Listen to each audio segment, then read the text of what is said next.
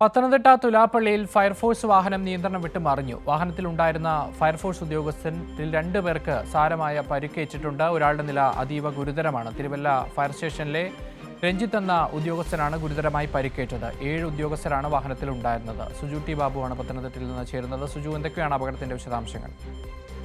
ഇന്ന് ഉച്ചയോടുകൂടിയാണ് ഈ അപകടം സംഭവിച്ചിരിക്കുന്നത്. പത്തനംതിട്ട തുലാപ്പള്ളിയിലാണ് ഫയർഫോഴ്സ് വാഹനം നിയന്ത്രണം വിട്ട മറ്റ് 2 വാഹനങ്ങൾ ഇടിച്ച് തുടർന്ന് വാഹനം മറിയുകയായിരുന്നു.